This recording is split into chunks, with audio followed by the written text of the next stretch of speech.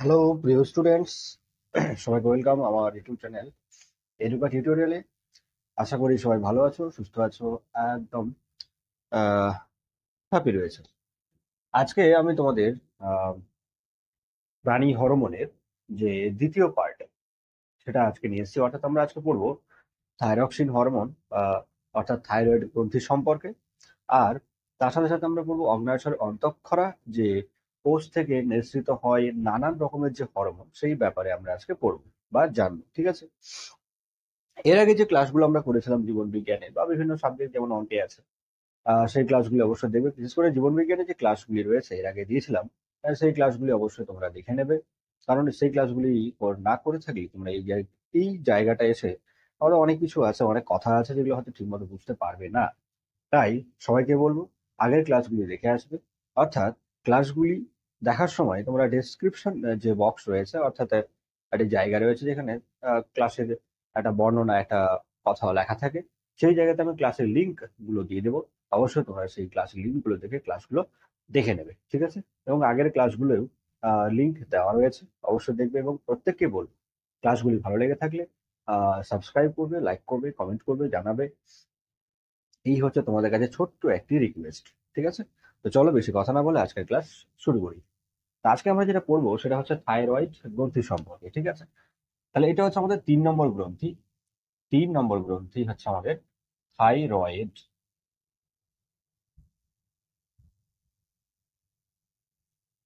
Thyroid গ্রন্থি বা হচ্ছে থাইরয়েড গ্ল্যান্ড। তো থাইরয়েড গ্রন্থি ব্যাপারে কি পড়বো আমরা? থাইরয়েড গ্রন্থি থাকে কোথায়? তো থাইরয়েড গ্রন্থি মেইন হচ্ছে আমাদের গলায় রয়েছে, অর্থাৎ আমাদের এই জায়গাতে। থাইরয়েড গ্রন্থি আমাদের এই জায়গাতে রয়েছে, গলায় রয়েছে। গলার কিছু অংশ রয়েছে গলার মধ্যে, যে আমাদের শ্বাসনালী বলতে পারি, খাদ্যনালী বলতে পারি। অর্থাৎ ওই শ্বাসনালী অর্থাৎ গলার যে আমাদের এক প্রকারের যে পাইপ রয়েছে, এই পাইপের বাইরে কিছু মাংসল কিছু গঠন থাকে, যেমন হচ্ছে ল্যারিংস, ট্রাকিয়া, এরকম কিছু জায়গার সঙ্গে যুক্ত রয়েছে আমাদের এই আহ, কি থাইরয়েড গ্রন্থি। আমাদের যে মুখমণ্ডলে যে নালী রয়েছে, এই নালীর ঠিক এরকম জায়গাতে রয়েছে থাইরয়েড গ্রন্থি। ঠিক আছে? এরকম জায়গাতে রয়েছে থাইরয়েড যে গ্রন্থিটা। এই থাইরয়েড গ্রন্থির অনেকগুলো কোষ রয়েছে। তো থাইরয়েড গ্রন্থি কোথায় রয়েছে আমরা দেখলাম, অর্থাৎ আমাদের গ্রীবাদেশে বা গলায় বলতে পারি। তো থাইরয়েড গ্রন্থির ব্যাপারে তার বিস্তারিত যে আলোচনা, থাইরয়েড গ্রন্থি থেকে কি কি হরমোন খরিত হয়, কোন কোন হরমোন রয়েছে, কোন কোন হরমোন কাজে লাগে, কোন কোন হরমোন কি করে না করে, সেই ব্যাপারে আমরা জানবো। তো থাইরয়েড গ্রন্থি থেকে কি কি হরমোন খরিত হয় প্রথমে আমরা দেখব। থাইরয়েড গ্রন্থি থেকে খরিত যে হরমোন রয়েছে, থাইরয়েড গ্রন্থি থেকে খরিত হরমোন। তো থাইরয়েড গ্রন্থি থেকে দুই প্রকার হরমোন খরিত হয়। একটাকে বলে T3 বা ট্রাই আয়োডো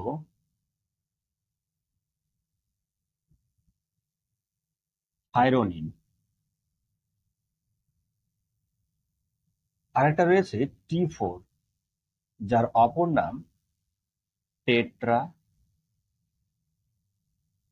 আয়োডো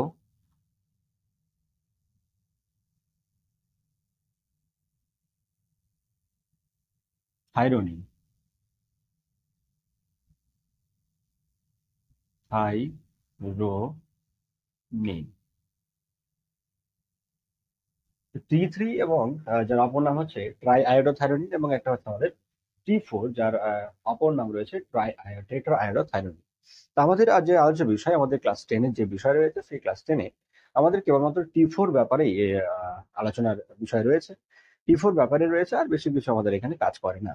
তাহলে আমরা এর আগে যেটা জেনেছিলাম যে T4 ব্যাপারে আমরা আজকে জানবো, এবং T4 এর বিভিন্ন বিভিন্ন যে ভূমিকা, T4 এর ভূমিকা, অর্থাৎ ভূমিকা প্রত্যেকটা তোমাকে জানতে হবে। এবং এই ভূমিকা থেকে ভূমিকার যে পয়েন্ট গুলো থাকে, সেগুলো কিন্তু তুলে তুলে প্রশ্ন করে। ভূমিকার পয়েন্ট গুলো তুলে প্রশ্ন আসে। ভূমিকা পয়েন্ট, যে পয়েন্ট গুলো আমরা আলোচনা করব, সেখান থেকে দেখব যে কোন কোন জায়গা, কোন কোন পয়েন্ট গুলো। শুধুমাত্র ক্লাস নয়, এই ক্লাসের মাধ্যমে তোমরা শুধুমাত্র যে ক্লাস পাচ্ছ সেটা কিন্তু না। অনেকে হয়তো ক্লাসগুলো সম্পূর্ণ না দেখে চলে যাবে। আহ, অনেকে শেষ পর্যন্ত দেখবে। যারা যারা মনে করছো যে ক্লাসগুলো একটু দেখে, 2 মিনিট দেখে, 5 মিনিট দেখে শেষ, তাদেরকে বলবো যে ক্লাসগুলি সম্পূর্ণ দেখো, শুরু থেকে শেষ পর্যন্ত দেখো। শুধুমাত্র যে টপিকের আলোচনায় হচ্ছে তা কিন্তু নয়। টপিকের আলোচনা ছাড়া কি কি ধরনের কোন কোন ধরনের প্রশ্ন আসার সম্ভাবনা রয়েছে, অর্থাৎ প্রত্যেকটা টপিক পড়াবার সাথে সাথে প্রত্যেকটা টপিক পড়াবার সঙ্গে সঙ্গে কি কি জায়গা থেকে কেমন ধরনের প্রশ্ন হয়। যেমন আমরা থাইরয়েড গ্রন্থির ব্যাপারে পড়ছি, তো থাইরয়েড থেকে কোন ধরনের প্রশ্ন হতে পারে, শুধু পড়লেই তো হচ্ছে না।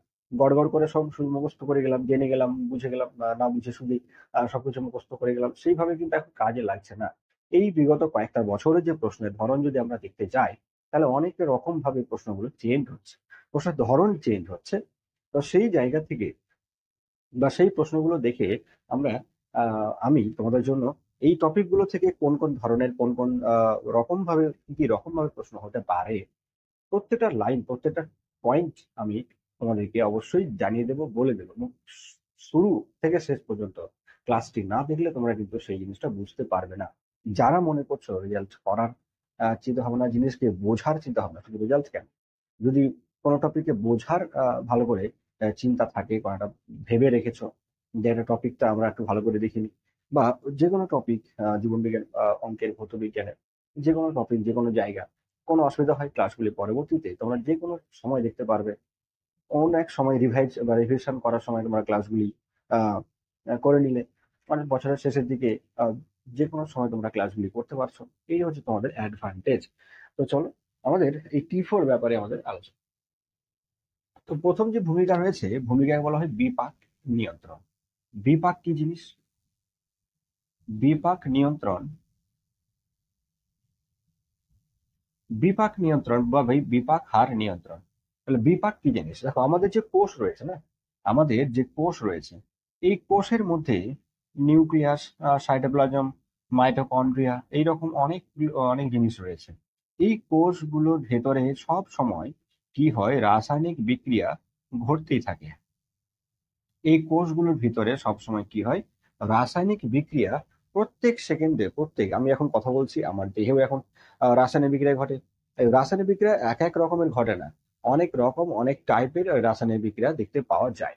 তাহলে এই যে রাসায়নিক বিক্রিয়াগুলি রয়েছে ঘটে, এই রাসায়নিক বিক্রিয়া কি হারে ঘটছে, কোন রাসায়নিক বিক্রিয়া কখন ঘটবে, কতটা ঘটতে হবে, এই সমস্ত কিছুকে একসাথে বলা হচ্ছে বিপাক। এই বিপাকের ফলে আমরা একটা কথা পাই যে কোষের মধ্যে একটা বিক্রিয়া ঘটে, যেটার নাম হচ্ছে ক্রেবস চক্র। কোষের মধ্যে একটি বিক্রিয়া বা এক প্রকারের শ্বসন কার্য বলতে পারি আমরা, যাকে বলে ক্রেবস চক্র। এই ক্রেবস চক্রের সক্রিয়তা, ক্রেবস চক্রের সক্রিয়তা বজায় রাখার কাজ করে। ক্রেবস চক্রের সক্রিয়তা মানে কি? ক্রেবস চক্র যাতে ঠিক মতো ঘটে, যাতে ঠিক মতো ঘটে ক্রেবস চক্র, যে একটা চক্রাকার ভাবে একটা রাসায়নিক বিক্রিয়া, বিশাল বড় একটা রাসায়নিক বিক্রিয়া, যেটা হয়তো ক্লাস 9-এই বইয়ে তোমরা 3 নম্বর চ্যাপ্টারে এই টপিকটা হয়তো পড়ে এসেছো, পড়ে থাকবে অবশ্যই, সেখান থেকে সেই কথাটা মাথায় হয়তো আসছে। তো এই যে ক্রেবস চক্র, এই সক্রিয়তা বজায় রাখার কাজ করে, যেখানে ওই পাইরুভিক অ্যাসিড থেকে পর্যায়ক্রমিক ভাবে, অর্থাৎ গ্লুকোজ থেকে পাইরুভিক অ্যাসিড, এবং সেখান থেকে গ্লুকোজ থেকে পাইরুভিক অ্যাসিড হওয়ার পর সেই পাইরুভিক অ্যাসিড পর্যায়ক্রমিকভাবে পাইরুভিক অ্যাসিড অর্থাৎ বিভিন্ন প্রকার অ্যাসিডে পরিণত হয়। এই যে প্রক্রিয়া, তো কি হয় সেটা আমাদের আসে না। তো ক্রেবস চক্রের সক্রিয়তা বজায় রাখার কাজ করে কে? ক্রেবস চক্রকে ঠিক মতো ঘটায় কে, ঘটতে সাহায্য করে কে? সেটা হচ্ছে আমাদের থাইরক্সিন হরমোন, যাকে T4 বলা হয়ে থাকে। যার আরেক নাম হচ্ছে টেট্রা আয়োডো থাইরোনিন। ঠিক আছে, তো এর আরেক নাম হচ্ছে প্রচলিত নাম থাইরক্সিন, আমরা বলতে পারি থাইরক্সিন।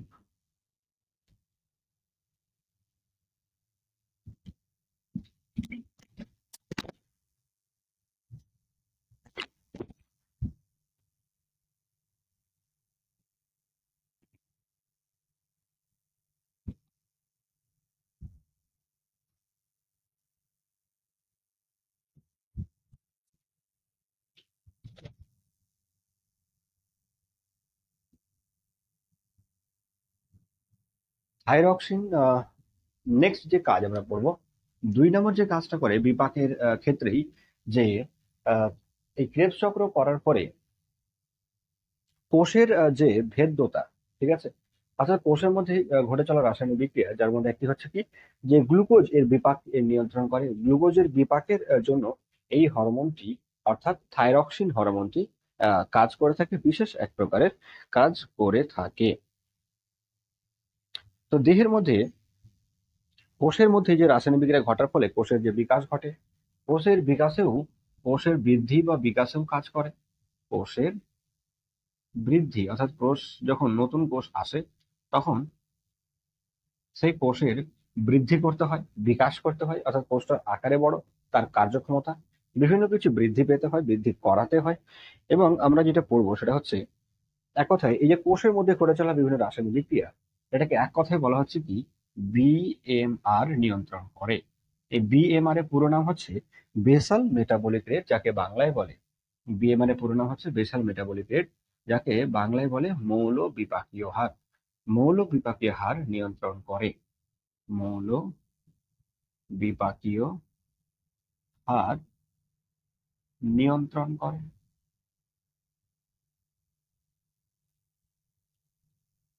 তাছাড়া এই হরমোনটি অর্থাৎ থাইরক্সিন হরমোন আরো অনেক রকম কাজ করে, শুধু একটা দুটো তিনটে নয়, অনেক প্রকারে কাজ করে। অনেক রকম বইয়ে অনেক রকম কথা পাবে। এখন আহ একটি বইয়ের উপরেই প্রশ্ন হয় না, আর একটি বই থেকে আহ পড়লে তোমার সবগুলো অ্যান্সার পাওয়া যায়। তাহলে তোমাকে দেখতে হবে যে এরপরে থাইরক্সিন হরমোন আমাদের যে অন্ত্র এবং যে যকৃৎ, যে পেশি, এই জায়গাতে গ্লুকোজকে সঞ্চিত রাখার কাজ করে, অর্থাৎ জমানোর কাজ করে। তাছাড়া এই হরমোনটি অর্থাৎ থাইরক্সিন হরমোন গ্লুকোজ থেকে কিটোন বডি সৃষ্টিতেও সাহায্য করে, কিটোন বডি উৎপাদনে সাহায্য করে। কিটোন বডি উৎপাদনে অর্থাৎ গ্লুকোজ যেগুলো, তো যেগুলো তোমার হচ্ছে প্রোটিন কিংবা যে ফ্যাট, সেখান থেকে গ্লুকোজ উৎপাদন, গ্লুকোজ তৈরি করতে সাহায্য করে। তো গ্লুকোজ তৈরি করার কাজ করে, যার ফলে কিটোন বডি উৎপাদন হয়। এই কিটোন বডি উৎপাদনেও কাজ করে কে, কিটোন বডি উৎপাদনে কাজ করে বা সাহায্য করে কে, এই থাইরক্সিন হরমোন। 5 নম্বর আমরা পড়তে পারি কি, যে এই যে থাইরক্সিন হরমোন রয়েছে, মেন থাইরক্সিন যে হরমোন, যদি আমরা 2 নম্বর পয়েন্টের দিকে যাই, তো থাইরক্সিন হরমোন কি করে? থাইরক্সিন হরমোন, যে আমাদের দেহে রক্তের মধ্যে যে এক প্রকারের কোষ আছে, যাকে বলে লোহিত রক্তকণিকা, যাকে বলা হয় আরবিসি, লোহিত রক্তকণিকা বা হচ্ছে আরবিসি, বাংলায় বলে একে লোহিত রক্ত কণিকা। লোহিত রক্তকণিকা আমাদের যে রক্ত রয়েছে, ধরুন রক্তের নালী, এটা রক্ত বয়ে যাচ্ছে, এখানেই বিশেষ যে কোষ রয়েছে বিভিন্ন প্রকারের। রক্তের মধ্যে তো 3 প্রকারের কোষ থাকে, লোহিত রক্তকণিকা, শ্বেত রক্তকণিকা, আর হচ্ছে অনুচক্রিকা। তার মধ্যে একটা হচ্ছে লোহিত রক্তকণিকা। এই লোহিত রক্তকণিকার কোষগুলি অর্থাৎ 3টে কোষের, প্রত্যেকটা কোষের একটা গড় আয়ু রয়েছে, অর্থাৎ একটা কোষ আহ, নতুন করে উৎপাদন হয়, সৃষ্টি হয়, উৎপন্ন হয়, তারপরে সেই কোষটা বড় হয়, কাজ করে, আবার সেই কোষ ধ্বংস হয়, নষ্ট হয়, তার জায়গাতে নতুন করে কোষ চলে আসে। তো এই যে একটা কোষের পূর্ণতা প্রাপ্তি, বড় হবে, কাজ করবে, আবার সেই জায়গাতে নতুন নতুন কোষ এসে দখল করবে, এই পুরো জিনিসটাকেই বলা হচ্ছে লোহিত কণিকার ক্রম পরিণতি। তো লোহিত কণিকার ক্রম পরিণতি অর্থাৎ পূর্ণতা প্রাপ্তি করতে লোহিত কণিকার ক্রম পরিণতিতে সাহায্য করে। লোহিত কণিকার ক্রম পরিণতিতে কি করে? সাহায্য করে। তাছাড়া বলতে পারি আমরা যে লোহিত কণিকার হৃৎপিণ্ডের হার, মানে হৃদক্রিয়া, যেটা আমাদের হৃৎপিণ্ডের যে কাজ, সেটাকেও নিয়ন্ত্রণ করার কাজ করে। তাছাড়া হৃৎপিণ্ডের ক্রিয়া অর্থাৎ হৃৎপিণ্ডের কাজকে নিয়ন্ত্রণ করে। আর কি করে? 3 নম্বর, হৃৎপিণ্ডের কাজকে নিয়ন্ত্রণ করে বা হৃৎপিণ্ডের ওপরে কাজ করে, হৃৎপিণ্ডকে ঠিকঠাক রাখার কাজ করে। তাছাড়া আমরা বলতে পারি যে এই থাইরক্সিনই আমাদের কোষের মধ্যে অক্সিজেন প্রবেশ করিয়ে, অক্সিজেন কি করে? অক্সিজেন প্রবেশ করিয়ে রাসায়নিক বিক্রিয়ায় অংশগ্রহণ করিয়ে তাপ উৎপাদনে, দেহে কি করে? তাপ উৎপাদনে বা তাপ উৎপাদনে ক্যালোরি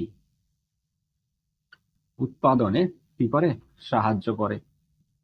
ক্যালোরি উৎপাদনে কি করে বা তাপ উৎপাদনে সাহায্য করে কি? অক্সিজেন কোষের মধ্যে প্রবেশ ঘটিয়ে, জারণ ক্রিয়া ঘটিয়ে, বিক্রিয়া ঘটিয়ে কি করে? অর্থাৎ অক্সিজেনের জারণ ঘটায়।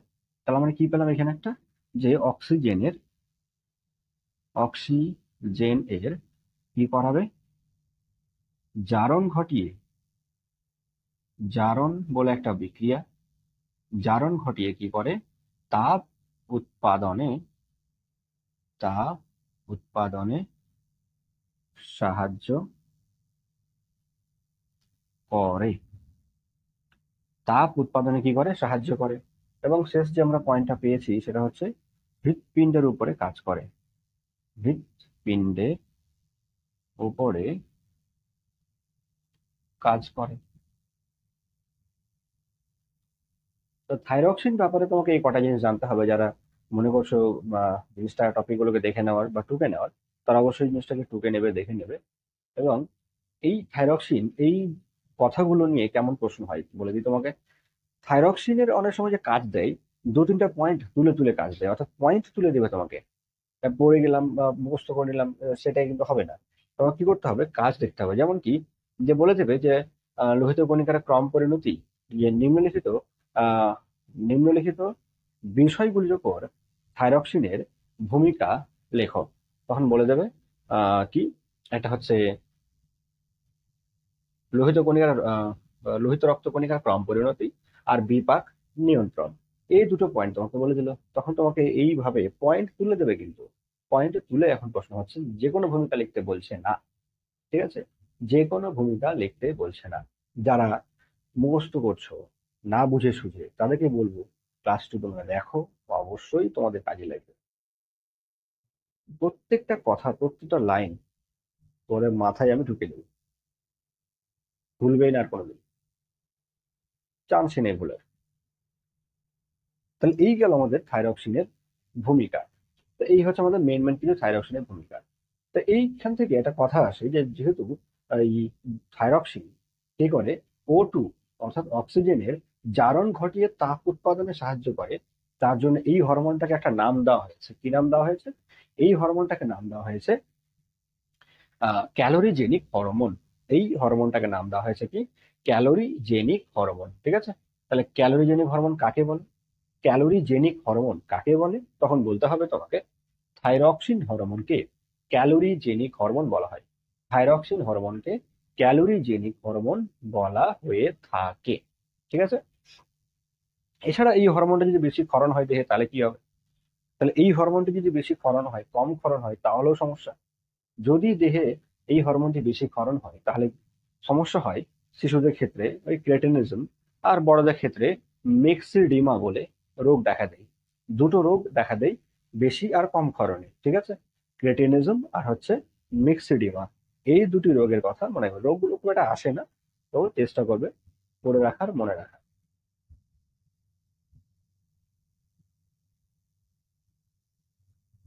এরপরে আমরা চলে যাব নেক্সট যে হরমোন, অগ্ন্যাশয়ের অন্তঃক্ষরা কোষ। এই হরমোনটি ব্যাপারে আমরা জানবো এবার। কি বলেছে এর সঙ্গে থাইরক্সিনের আরেকটা কথা তোমাদের বলে দিই। এই যে ব্যাঙের ব্যাঙাচি যে আহ আওয়াজ করে, ব্যাঙেরা যে আওয়াজ করে, বা ব্যাঙাচি যে বলতে পারি আমরা, যে আওয়াজ করে এক প্রকারের গলা ফুলিয়ে ফুলিয়ে, এটা থাইরক্সিন হরমোনের কাজে লেগে কিন্তু হয়ে থাকে। এই নিয়ে দু একবার প্রশ্ন এসেছে, মনে রাখবি, বা টেস্টেও আসতে পারে যে ব্যাঙাচির যে রূপান্তর। ঠিক আছে, ব্যাঙাচির যে গলার যে রূপান্তর হয়, যে রূপান্তর ঘটে, সেটা হচ্ছে এই থাইরক্সিনের কারণে, বা আওয়াজ যে বেরোচ্ছে সেটা হচ্ছে থাইরক্সিন হরমোনকে কাজে লাগিয়ে, থাইরক্সিন হরমোনের প্রভাবে, বা থাইরক্সিন হরমোনের জন্য। তো চলো এর পরের যে গ্রন্থি রয়েছে সেখানটায় আমরা চলে যাই। এর ব্যাপারে কাজ, প্রশ্ন কি, সেটা আমরা দেখলাম।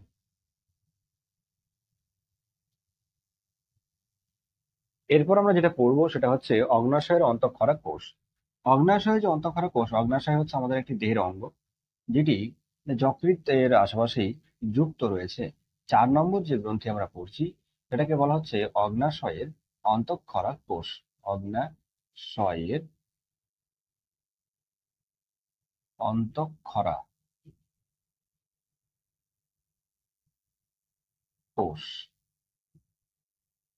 অগ্ন্যাশয়ের অন্তঃক্ষরা কোষ কেন বলা হলো? অগ্ন্যাশয় যে গ্রন্থি, এই অগ্ন্যাশয় গ্রন্থি, অগ্ন্যাশয় যে আমাদের একটা অঙ্গ, সেখান থেকে দুই প্রকার উপাদান, বা দুই প্রকার বলতে পারি আমরা, যে আহ জৈব রাসায়নিক পদার্থ খরিত হয়, যার একটাকে বলা হচ্ছে কি বহিঃক্ষরা গ্রন্থি, আর একটাকে অন্তঃক্ষরা গ্রন্থি। অর্থাৎ অগ্ন্যাশয়, অগ্ন্যাশয় যে আহ, অঙ্গটা রয়েছে, যেখান থেকে দুই প্রকারের গ্রন্থি অবস্থান করে, একটাকে বলা হচ্ছে বহিঃক্ষরা, বহিঃক্ষরা গ্রন্থি, আর এখানে রয়েছে আবার অন্তঃক্ষরা গ্রন্থি। তো যেহেতু এই অঙ্গে দুই প্রকার গ্রন্থি রয়েছে, বহিঃক্ষরা এবং অন্তঃক্ষরা, তাই অগ্নাশয়কে বলা হয় মিশ্র গ্রন্থি। অগ্নাশয়কে মিশ্র গ্রন্থি বলা হয়, মিক্সড গ্ল্যান্ড বলা হয়। এই মিক্সড গ্ল্যান্ড বলার কারণ হচ্ছে যে অগ্নাশয় গ্রন্থি বা অগ্নাশয় অঙ্গে দুই প্রকার গ্রন্থি রয়েছে, একটাকে বলা হয় বহিঃক্ষরা গ্রন্থি আর একটাকে বলা হয় অন্তঃক্ষরা গ্রন্থি। এই দুই প্রকার গ্রন্থি থাকার কারণে অগ্নাশয়কে মিশ্র গ্রন্থি বলা হয়। এটা আমাদের বৃক্কের সঙ্গে এই অগ্নাশয় হলুদ রঙের পাতার মতো একটা অঙ্গ যুক্ত বা দেখতে পাওয়া যায়। তাহলে মিশ্র গ্রন্থি বলে বা মিক্সড গ্ল্যান্ড বলা হয়। মিক্সড গ্ল্যান্ড বলা হয় কাকে? অগ্নাশয়কে। তার কারণও দেখলাম। অগ্নাশয়ের গঠন বৈশিষ্ট্যতে আসে। অগ্নাশয় যে গ্রন্থি সেখান থেকে বা সেইখানে 4-5 প্রকারের যে কোষ, সেখান থেকে 4-5 প্রকারের হরমোন ক্ষরিত হয়। অর্থাৎ কোষ থেকে হরমোন ক্ষরিত হচ্ছে। এখানে আমরা আগে দেখেছি যে কোষ এর মধ্যে বা কোষ সমষ্টির মধ্যে হরমোনগুলি অবস্থান করে, তাই না? তাহলে এখানে হচ্ছে আমাদের কোষের মধ্যে যে হরমোনগুলি দেখতে পাওয়া যায়, তার মধ্যে কয়েকটি কোষ হচ্ছে, যেমন 1 নম্বর হচ্ছে আলফা কোষ। নাম দেওয়া হয়েছে আলফা। এই আলফা কোষ থেকে যে হরমোন ক্ষরিত হয় তাকে বলা হয় গ্লুকাগন। আলফা কোষ থেকে যে হরমোন ক্ষরিত হয় তাকে বলে গ্লুকাগন। 2 নম্বর, বিটা কোষ থেকে যে হরমোন ক্ষরিত হয়, বিটা কোষ থেকে অগ্নাশয় গ্রন্থিতে উপস্থিত বিটা কোষ, সেই বিটা কোষ থেকে যে হরমোন ক্ষরিত হয় তাকে বলা হয় ইনসুলিন। ইনসুলিন। 3 নম্বর যে কোষ রয়েছে যাকে বলা হয় ডেল্টা কোষ। এই ডেল্টা যে কোষ রয়েছে এখান থেকে যে হরমোন ক্ষরিত হয় তাকে বলা হয়, ডেল্টা কোষ থেকে যে হরমোন ক্ষরিত হয় তাকে বলে সোমাটোস্টেটিন। ডেল্টা কোষ থেকে যে হরমোন ক্ষরিত হয় তাকে বলে সোমাটোস্টেটিন।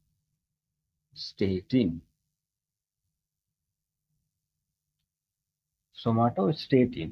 এবং 4 নম্বর যে কোষ রয়েছে যাকে বলে পিপি কোষ বা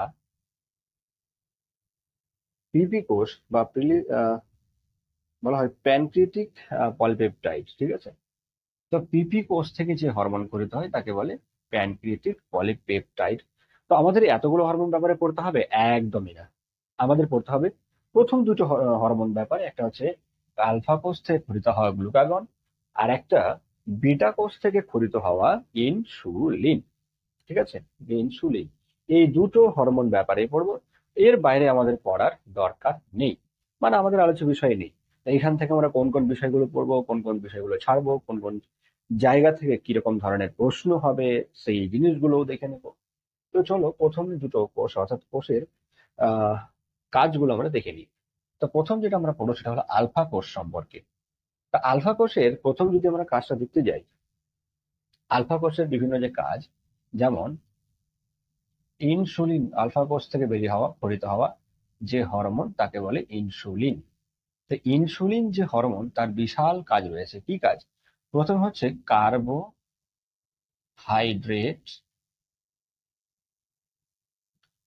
বিপাক। কার্বোহাইড্রেট বিপাক। দেখো, কার্বোহাইড্রেট বিপাক মানে হচ্ছে যে এই হরমোনটি আমাদের দেহে, রক্তে থাকা বা দেহের যে কোনো জায়গায় থাকা কার্বোহাইড্রেটকে, অর্থাৎ শর্করাকে, কার্বোহাইড্রেট বা শর্করাকে কি করবে? হ্রাস বা কমানোর কাজ করবে বিভিন্ন রকম প্রক্রিয়া এর সাহায্যে। যেমন প্রথমেই হচ্ছে যে এই ইনসুলিন হরমোন কি করে?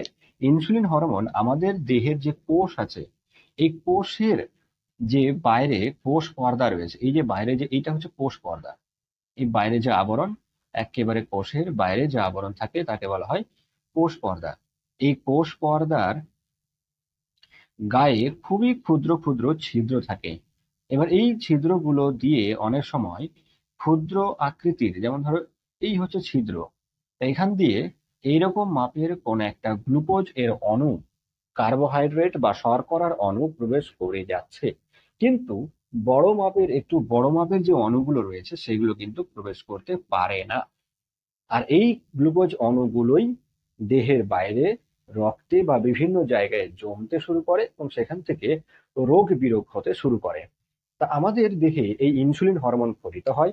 ইনসুলিন হরমোন ক্ষরিত হওয়ার পর আমাদের দেহে যে যে জায়গাতে গ্লুকোজ অণুগুলো বৃহৎ আকৃতির কোষের ভিতরে প্রবেশ করতে পারছে না, কোষের ভিতরে অবশ্যই প্রবেশ করতে হবে। কোষের ভিতরে প্রবেশ করার কারণ হচ্ছে গ্লুকোজ অণু বা গ্লুকোজেরা, শুধু গ্লুকোজ কেন, বিভিন্ন যে উপাদান আছে, খাদ্য উপাদান, কোষের ভিতরে প্রবেশ না করলে তারা রাসায়নিক বিক্রিয়ায় অংশগ্রহণ করবে না। আর রাসায়নিক বিক্রিয়ায় অংশগ্রহণ না করলে শক্তি উৎপাদন হবে না। আর সেই শক্তি উৎপাদন না হলে আমরা রোগে আক্রান্ত হব, দুর্বল হয়ে পড়ব। ঠিক আছে? তাহলে ঠিক এরকমই এখানেও যে গ্লুকোজ অণুগুলো রয়েছে, হাইড্রেটের যে অণুগুলো রয়েছে, সেগুলো প্রবেশ করার জন্য ইনসুলিন হরমোন কি করে, এই কোষের ভেদ্যতা, অর্থাৎ কোষে ভেদ করার ক্ষমতা, কোষের অণুগুলো ভেদ করার ক্ষমতা বাড়িয়ে দেয়।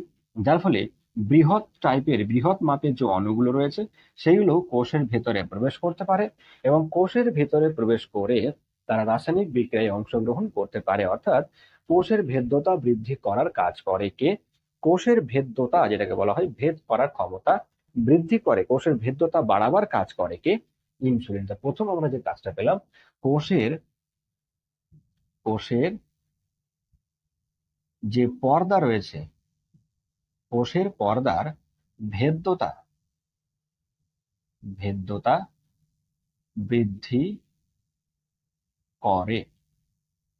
কোষের পর্দার বা কোষ পর্দার কি করে? ভেদ্যতা বৃদ্ধি করে, ভেদ করার ক্ষমতা বৃদ্ধি করে, যাতে বৃহৎ মাপের গ্লুকোজ অণুগুলো প্রবেশ করতে পারে এবং প্রবেশ করে রাসায়নিক বিক্রিয়ায় অংশগ্রহণ করবে। গ্লুকোজ অণুগুলো রাসায়নিক বিক্রিয়ায় অংশগ্রহণ করলে গ্লুকোজের পরিমাণ কমবে। ইনসুলিনের যে ইনডাইরেক্ট মানে কাজটা শেষ আমরা দেখি, শেষমেশ যে কথাটা সেটা হচ্ছে গ্লুকোজ এর পরিমাণকে কমানো। ঠিক আছে? ইনসুলিনের মেইন কাজ হচ্ছে গ্লুকোজের পরিমাণকে কমানো। তাহলে এইভাবে গ্লুকোজ কমাবে। এবার গ্লুকোজ তো আর শুধুমাত্র কোষের ভিতরে প্রবেশ করেই দেহে জমছে এমন তো নয়, না প্রবেশ করে জমছে এমন নয়। আরো বিভিন্ন রকম প্রক্রিয়া রয়েছে যেখান থেকে গ্লুকোজের পরিমাণ বাড়তে পারে। যেমন কি? যেমন হচ্ছে একটি প্রক্রিয়া ঘটে যাকে বলে গ্লাইকোলাইসিস। একটি প্রক্রিয়া ঘটে যে প্রক্রিয়াতে কি হয়, গ্লাইকো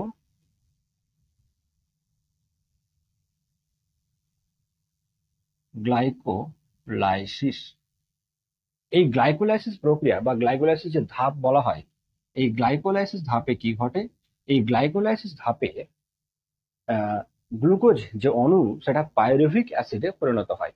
এই প্রক্রিয়া, ধাপ মানে হচ্ছে একটা প্রক্রিয়া, একটা রাসায়নিক বিক্রিয়া, যেখানে গ্লুকোজ অণুকে নিয়ে বা গ্লুকোজকে নিয়ে বিভিন্ন রকম ঘটনা ঘটার পর শেষমেশ পাইরুভিক অ্যাসিড অর্থাৎ এক প্রকারের অ্যাসিড সৃষ্টি করে এই গ্লুকোজ থেকে।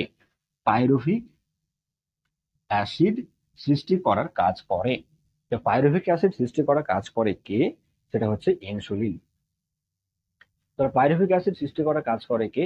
ইনসুলিন। তো পাইরুভিক অ্যাসিড সৃষ্টি করে, পাইরুভিক অ্যাসিড সৃষ্টি করে, সৃষ্টি হয় কার জন্য? ইনসুলিন এর জন্য। পাইরুভিক, এই যে গ্লুকোজ থেকে পাইরুভিক অ্যাসিড সৃষ্টি হওয়ার যে রাসায়নিক বিক্রিয়া বা রাসায়নিক প্রক্রিয়া, সেটাকেই বলা হচ্ছে গ্লাইকোলাইসিস ধাপ।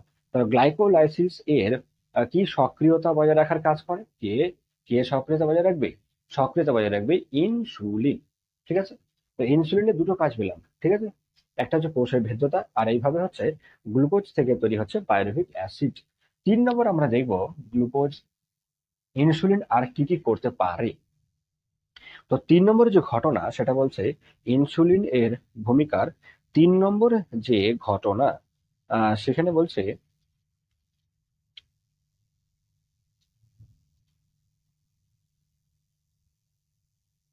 3 নম্বর যে ঘটনা সেখানে বলছে যে আমাদের দেহের মধ্যে যে রক্তের মধ্যেই বেশিরভাগ তো গ্লুকোজ রক্তের মধ্যে রয়েছে। তাই রক্তের মধ্যে থাকা গ্লুকোজ গুলোকে কয়েকটি অঙ্গে গ্লাইকোজেন নামক উৎসেচকে রূপান্তর করে জমা রাখে।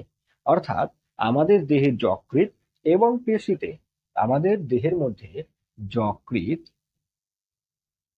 যকৃৎ ও পেশিতে গ্লুকোজকে,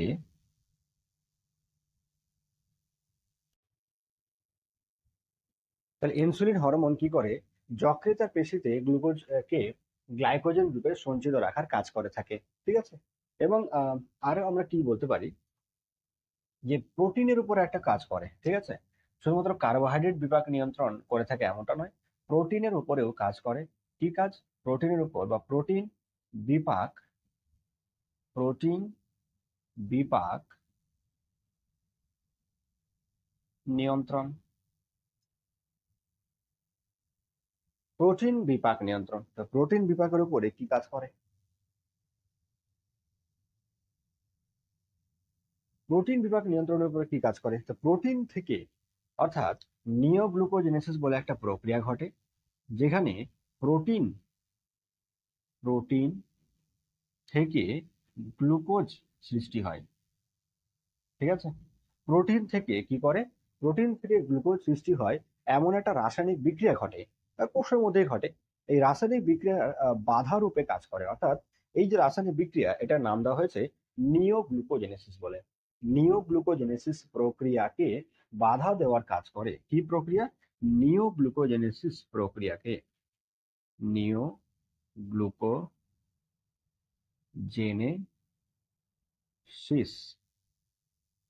প্রক্রিয়াকে বাধা দেয়। নিওগ্লুকোজেনেসিস প্রক্রিয়াকে বাধা দেওয়ার কাজ করে কে করে? ইনসুলিন হরমোন করে থাকে। তো এরকম করে লাইন, বড় বড় লাইন তুলে কিন্তু প্রশ্ন দেবে যে প্রোটিন থেকে গ্লুকোজ উৎপাদনে বাধা সৃষ্টি করে কোন হরমোন? প্রোটিন থেকে গ্লুকোজ উৎপাদনে বাধা সৃষ্টি করে কোন হরমোন? যকৃতের পেশিতে গ্লাইকোজেন রূপে গ্লুকোজকে সঞ্চয় করার কাজ করে কে? Insulin hormone. গ্লাইকোলাইসিস ধাপ বা কোষের ভেদ্যতা বৃদ্ধি করার কাজ করে কে? তো কোষের ভেদ্যতা বৃদ্ধি করার কাজ করে কে? কে হবে উত্তর? হয়ে যাবে ইনসুলিন নামক হরমোন। নেক্সট, প্রোটিনের উপর কাজ করলো। তো অর্থাৎ মেন কথা হচ্ছে প্রোটিন থেকে গ্লুকোজ সৃষ্টি হয়, তো প্রোটিন থেকে গ্লুকোজ সৃষ্টিতে বাধা দেওয়ার কাজ করবে। ঠিক আছে? 4 নম্বর নেক্সট যে পয়েন্ট, সেটা হচ্ছে ফ্যাট নিয়ন্ত্রণ বা ফ্যাট এর বিপাক নিয়ন্ত্রণ, বা ফ্যাট বিপাক বা ফ্যাটের বিপাক বলতে পারি। ফ্যাটের বিপাক। ফ্যাটের বিপাক মানে কি? ফ্যাট থেকেও, ফ্যাটের বা মানবদেহে যে চর্বি কোষ রয়েছে, চর্বি কোষ থেকে ফ্যাট উৎপাদন হয়, আর সেখান থেকে কিটোন বডির সৃষ্টি হতে পারে।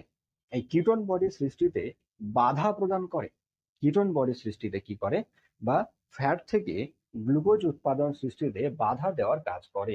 কিটোন বডি বা কিটোন বডি বা ফ্যাট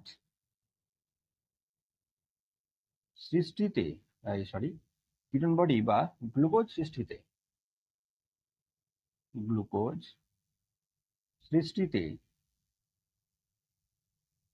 কি করে? গ্লুকোজ সৃষ্টিতে বাধা দেওয়ার কাজ করে। অর্থাৎ ফ্যাট থেকে গ্লুকোজ উৎপাদনে বাধা দেওয়ার কাজ করে ইনসুলিন নামক হরমোনটি। এই কিটোন বডি উৎপাদনে বাধা দেওয়ার জন্য ইনসুলিন হরমোনকে অ্যান্টি কিটোজেনিক হরমোন বলা হয়ে থাকে। অ্যান্টি কিটোজেনিক হরমোন কাকে বলা হয়?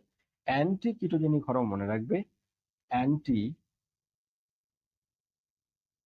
কিটোজেনিক।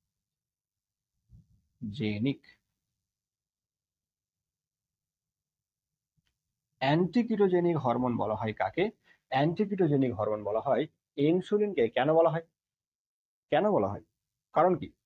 ইনসুলিনকে হরমোনকে অ্যান্টিকিটোজেনিক হরমোন বলার কারণ হচ্ছে ইনসুলিন নামক হরমোনটি ফ্যাট থেকে কিটোন বডি সৃষ্টিতে, কিটোন বডি উৎপাদনে বা সৃষ্টিতে বাধা প্রদান করে, বা গ্লুকোজ উৎপাদনে বাধা দেওয়ার কাজ করে। এই বাধা দেওয়ার কাজ করে, তাই ইনসুলিন হরমোনকে অ্যান্টি, অ্যান্টি মানে বিরুদ্ধে, কারো বিরুদ্ধে যদি কাজ করা হয় তাহলে অ্যান্টি কথাটা আসে। তাহলে কিটোজেনিক অর্থাৎ কিটোন বডি সৃষ্টিতে বা সৃষ্টির বিরুদ্ধে কাজ করে বলে, কিটোন বডি সৃষ্টির বিরুদ্ধে কাজ করে বলে ইনসুলিনকে বলা হয় অ্যান্টি কিটোজেনিক হরমোন। শুধু এটাই না, অ্যান্টি কিটোজেনিক যে হরমোন বলা হয় শুধু এটাই নয়, আরো আরো একটি কথা বলা হয়, সেটা হচ্ছে দেখবো আমরা কি, অ্যান্টি ডায়াবেটিক হরমোন। মানে কি? এই যে দেখো, এতগুলো কাজ থেকে আমরা কি দেখলাম? এতগুলো কাজ পড়ে আমরা মেন কথা কি পাচ্ছি? মেন কথা পাচ্ছি ইনসুলিন নামক হরমোনটি রক্তে, দেহে, পেশিতে যেখানে যেখানে গ্লুকোজ সৃষ্টি বা গ্লুকোজ জমে যাওয়ার কথা, গ্লুকোজ বৃদ্ধি পাওয়ার জায়গাতে গ্লুকোজকে কমানোর কাজ করে। গ্লুকোজকে কমাতে, গ্লুকোজের পরিমাণ হ্রাস করতে সাহায্য করে কে করে? Insulin hormone. তো গ্লুকোজের পরিমাণকে কমাই বলে ইনসুলিন হরমোনকে কি বলা হয়, বা ইনসুলিন হরমোনকে বলা হয়ে থাকে অ্যান্টি কি ডায়াবেটিক হরমোন বা কিটোজেনিক হরমোন। অর্থাৎ এই গ্লুকোজের পরিমাণ কমাই বলে দেহে একটি রোগ প্রকাশ পায় না, যেটাকে ডায়াবেটিস ডায়াবেটিস মেলিটাস বা মধুমেহ রোগটা হতে দেয় না। অর্থাৎ ডায়াবেটিস মেলিটাস বা মধুমেহ রোগ তখনই হবে যখন রক্তে গ্লুকোজের পরিমাণ বেড়ে যাবে। রক্তে গ্লুকোজের পরিমাণ বৃদ্ধি পাবে, তখনই এই ডায়াবেটিস মেলিটাস বা মধুমেহ রোগটি কি হবে, দেখা দেবে। কিন্তু এই হরমোনটি, এই ইনসুলিন হরমোনটি গ্লুকোজকে জমতে দেয় না বলে ডায়াবেটিস মেলিটাস রোগটাও হতে দেয় না। ডায়াবেটিস রোগ হতে দেয় না বলে এই হরমোনকে অ্যান্টি ডায়াবেটিক কি বলা হয়, অ্যান্টি ডায়াবেটিক হরমোন বলা হয়ে থাকে। অ্যান্টি ডায়াবেটিক হরমোন বলা হয়ে থাকে। অ্যান্টি ডায়াবেটিক হরমোন কথাটা এসেছে ডায়াবেটিস মেলিটাস থেকে। ডায়াবেটিক কথা এসেছে ডায়াবেটিস মেলিটাস থেকে। অ্যান্টি মানে তো বললাম বিরুদ্ধে, ঠিক আছে। নেক্সট যে আমরা জিনিসটা করব সেটা হচ্ছে আমাদের গ্লুকাগন। ইনসুলিন হরমোনের এই সমস্ত কাজগুলি, মেন মেন কাজগুলি আমরা করে নিয়েছি। এই কাজগুলি তোমার করতে হবে। এই কাজগুলি যে পয়েন্টগুলো লিখে দিয়েছি, এই পয়েন্ট একটাও ছাড়া চলবে না, ঠিক আছে। এই পয়েন্টগুলির মধ্যে একটাও ছাড়া চলবে না। নেক্সট যে আমরা হরমোনটা করবো সেটা হলো গ্লুকাগন। গ্লুকাগন হরমোনে বিশেষ কিছু আমাদের করতে হয় না, খুব একটা কিছু এখান থেকে আলোচনার বিষয়ও সেরকম কিছু থাকে না। তবে দেখে নি কি বলছে এই গ্লুকাগন নামক হরমোনকে। তো আমাদের যে নেক্সট যে হরমোন সেটা হচ্ছে অগ্ন্যাশয়ের অন্তঃক্ষরা কোষে গ্লুকাগন। তো গ্লুকাগন হরমোনের কাজ কি? গ্লুকাগন হরমোনের কাজ মনে রাখবে, ইনসুলিন যা যা করে, ইনসুলিন হরমোন যা যা করবে তার ঠিক উল্টো কাজ করবে গ্লুকাগন। অর্থাৎ দেখো, দরকারও আছে, যদি আমাদের দেহে ইনসুলিন হরমোন বেশি কাজ করে, ইনসুলিন হরমোন যদি আমাদের দেহে বেশি কাজ করে, তাহলে কি আমাদের যা খাচ্ছি সেখান থেকে গ্লুকোজ টিকছে না, গ্লুকোজ গুলোকে অন্য কিছু রূপান্তর করে দেয় বা ভেঙে দেয়। তার ফলে গ্লুকোজের পরিমাণ দেহে কমে যাবে। গ্লুকোজের পরিমাণ যদি দেহে কমে যায় তাহলে তো নানান সমস্যা। গ্লুকোজ না থাকলে অর্থাৎ আমাদের যে ডেইলি খাবার, সেখান থেকে তো আমরা 80% গ্লুকোজই পেয়ে থাকি। তাই গ্লুকোজ যদি কমে যায় তাহলে আমাদের শরীর ধীরে ধীরে দুর্বল হতে শুরু করবে। কারণ প্রোটিন, ফ্যাট আমরা ডেইলি খাবারে অতটা পাই না। সবচেয়ে যেটা বেশি পাই সেটা হচ্ছে কার্বোহাইড্রেট বা শর্করা। এই কার্বোহাইড্রেট বা শর্করা ইনসুলিনের প্রভাবে এর পরিমাণ যদি কমতে শুরু করে, বা ইনসুলিন যদি কাজ করতেই থাকে, ডেইলি কাজ করে, কাজ করেই চলে, তাহলে তো ইনসুলিন হরমোনের প্রভাবে আমাদের দেহে এই শর্করার পরিমাণ কমে যাবে। আর শর্করার পরিমাণ কমে গেলে আর শরীর এর নানান রকমের রোগ বিরোগ সৃষ্টি হবে। অর্থাৎ মেন কথা, দুর্বল তো হবেই হবে, শরীরে শক্তি, এনার্জি একদমই থাকবে না। তো তার জায়গায় যাতে গ্লুকাগন শুধুমাত্র ইনসুলিন কাজ করে না যায়, তার বিরুদ্ধে তাকে বাধা দেওয়ার জন্য তার উল্টো কাজগুলি করবে কে? গ্লুকাগন। শুধু ইনসুলিন কাজ করে তো হচ্ছে না। যখন ইনসুলিনের কাজ একটু বেশি হয়ে গেল, ধরে নাও আমাদের দেহে গ্লুকোজ ধরে নাও 100 গ্রাম দরকার, 100 গ্রাম থাকবে, কিন্তু খাবারের মাধ্যমে পেয়ে গেছি 500 গ্রাম। তাহলে এই বাকি ধরো 400 গ্রাম কমিয়ে দিলেও ঠিক আছে। বাকি ইনসুলিন 400 গ্রাম যে আহ, কি বললো, 400 গ্রাম গ্লুকোজে কমিয়ে দিল বিভিন্ন প্রক্রিয়ার মাধ্যমে, ঠিক আছে। এবার যদি ইনসুলিন কাজ করতে থাকে তাহলে 400 গ্রামের জায়গায় কমিয়ে ফেললো 450 গ্রাম। অর্থাৎ তোমার কাছে থাকবে শুধুমাত্র 50 গ্রাম। সেখানে তো অনেক সমস্যা। তো শুধুমাত্র 50 গ্রাম থাকলে সেখান থেকে নানান সমস্যা তৈরি হবে।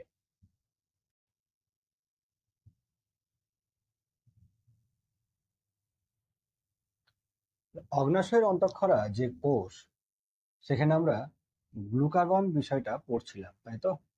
তো গ্লুকাগন যে বিষয়, সেটা ইনসুলিন এর বিপরীত ঘটনা, সেটা আলোচনা করছিলাম। ইনসুলিনের বিপরীত পুরোপুরি ঘটনা, অর্থাৎ ইনসুলিন যা যা করে এই গ্লুকাগন তার ঠিক উল্টো উল্টো ঘটনা করে, উল্টো উল্টো কাজ করে। তার দরকারও আছে, প্রয়োজন আছে, সে প্রয়োজনগুলো বললাম। এতে গ্লুকাগন করে কি, যেখানে যেখানে ফ্যাট বা গ্লুকোজ, ফ্যাট থেকে বা প্রোটিন থেকে যেখানে গ্লুকোজ উৎপন্ন হয় সেখানে ইনসুলিন বাধা প্রদান করতো। গ্লুকাগন এসে ইনসুলিনকে বাধা প্রদান করে যাতে সেই কাজগুলি না ঘটে, অর্থাৎ ফ্যাট থেকে গ্লুকোজ উৎপাদন করে এবং প্রোটিন থেকেও গ্লুকোজ উৎপাদন করতে সাহায্য করে, অর্থাৎ যেগুলি অশর্করা থেকে শর্করা উৎপাদন করতে সাহায্য করে। ঠিক আছে, কি অশর্করা থেকে অশর্করা থেকে শর্করা উৎপাদন করে, অশর্করা থেকে শর্করা উৎপাদন করে, এই হচ্ছে আমাদের গ্লুকাগনের মেন কাজ। আর এইটা গ্লুকোনিওজেনেসিস প্রক্রিয়া বলা হয়, এই প্রক্রিয়াটাকে গ্লুকোনিওজেনেসিস প্রক্রিয়া বলা হয়ে থাকে। এই গ্লুকাগন যেহেতু ইনসুলিনের বিপরীত কাজ করে, যদি কোনো অঙ্গের, যদি কোনো জায়গার, যদি কোনো একটা অন্তঃক্ষরা গ্রন্থির আহ থেকে ক্ষরিত হওয়া বিভিন্ন হরমোন এবং তারা পরস্পরের বিপরীত কাজ করে, তো সেই বিপরীত কাজ করার জন্য তো পরস্পরকে বা বিপরীত কাজ করার জন্য হরমোনগুলিকে দ্বৈত নিয়ন্ত্রক বলা হয়ে থাকে। অর্থাৎ ইনসুলিন যা করে, গ্লুকাগন তার ঠিক উল্টো উল্টো ঘটনা করে, তার প্রয়োজনও আছে বিপরীত, একে অপরের কি করে বিপরীত কাজ করে। অর্থাৎ ইনসুলিন শর্করার পরিমাণকে কমায় আর গ্লুকাগন শর্করার পরিমাণ বৃদ্ধি করতে সাহায্য করে। শর্করার পরিমাণ বৃদ্ধি করে গ্লুকাগন, আর শর্করার পরিমাণ কমায় কে, কমায় ইনসুলিন হরমোন কমায়। তো এখানে দুটো হরমোন কি করছে, একে অপরের বিপরীত কাজ করে। তো বিপরীত কাজ করার জন্য এদেরকে নাম দেওয়া হয়েছে কি, দ্বৈত নিয়ন্ত্রক। যদি কোনো হরমোন দ্বয় পরস্পরের বিপরীত কাজ করে, বিপরীত ভূমিকা পালন করে, তাহলে তাদেরকে বলা হয় দ্বৈত নিয়ন্ত্রক। এখানে আরেকটা বিষয় ছুটে গেছে, সেটা হচ্ছে যে ওই যে অগ্নাশয়ের যে বিভিন্ন যে আকার, যে কোষীয় গঠনগুলো ছিল সেগুলি আইল্যান্ড অর্থাৎ দ্বীপের মতো লাগতো। তো অনেকগুলো আইল্যান্ড এর মতো দেখতে লাগতো কোষগুলোকে, তাই এই অগ্নাশয় যে অন্তঃক্ষরা কোষ তাকে আইলেটস অফ ল্যাঙ্গারহ্যান্সও বলা হয়ে থাকে। এই হচ্ছে আমাদের দুটো হরমোন ব্যাপারে পড়লাম আজকে, একটা হচ্ছে থাইরক্সিন আর একটা হচ্ছে ইনসুলিন আর গ্লুকাগন। থাইরয়েড গ্রন্থি পড়লাম আর অগ্নাশয়ের অন্তঃক্ষরা কোষ ব্যাপারে পড়লাম। এই চ্যানেলটি ক্লাসগুলি যদি তোমাদের ভালো লেগে থাকে তাহলে অবশ্যই চ্যানেলটিকে সাবস্ক্রাইব করবে এবং ক্লাসগুলি অবশ্যই শেয়ার করবে, লাইক কমেন্ট অবশ্যই তোমরা দেখবে, করবে অবশ্যই। এবং শুরু থেকে শেষ পর্যন্ত ভিডিওটা বা ক্লাসটা দেখার জন্য তোমাদের অনেক অনেক ধন্যবাদ। আজকের ক্লাস এখানে শেষ করব, এরপরে আমরা ক্লাস নিয়ে আসবো বাকি দুটো গ্রন্থি, একটা হচ্ছে অ্যাড্রেনাল গ্রন্থি এবং জনন গ্রন্থি। তারপরে আমরা স্নায়ুতন্ত্র বিষয়ে যাবো পড়তে। আজকের মতো চলো শেষ করি।